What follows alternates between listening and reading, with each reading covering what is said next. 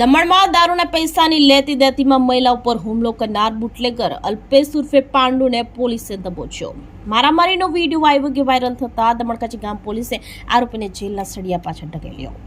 સંઘ પ્રદેશ દમણના કચ્છી ગામ વિસ્તારમાં એક મહિલા ઉપર અમાનવીય રીતે હુમલો કરતો વિડીયો સોશિયલ મીડિયા પર વાયરલ થયા બાદ પોલીસે કડક કાર્યવાહી કરતા આરોપીને ઝડપી પાડ્યો હતો।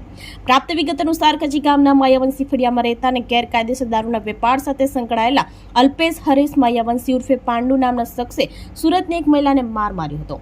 ગત 3 દિવસ અગાઉ વાયરલ થયેલા સીસીટીવી ફૂટેજમાં સ્પષ્ટ જોઈ શકાય છે કે પાંડુ પોતાની રૂમની બહાર ખુરશી ઉપર બેસીને મોબાઈલ જોતો હતો ત્યારે સામે બેઠેલી મહિલા સાથે કોઈ બાબતે તેની ઉગ્ર બોલાચાલી થાય છે।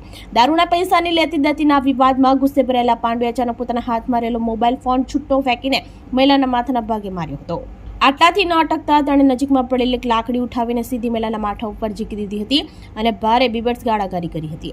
આ સમગ્ર ઘટનાનો વિડીયો વાયરલ થતા દમણ કચ્છી ગામ પોલીસ તાત્કાલિક હરકતમાં આવી હતી અને પોલીસે સઘન તપાસ હાથ ધરી મહિલા ઉપર હુમલો કરનાર આરોપી અલ્પેશ ઉર્ફે પાંડુને ઝડપી પાડ્યો છે। પોલીસે તેને જેલના સળિયા પાછળ ધકેલી દઈ વધુ તપાસ હાથ ધરી હતી।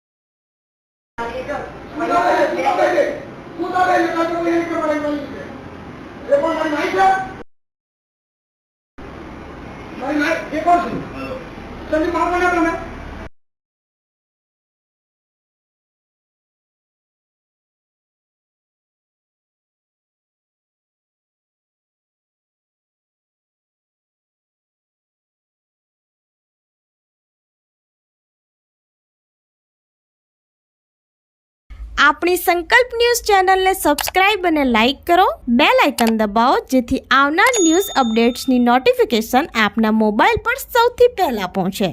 Like, subscribe and share the video.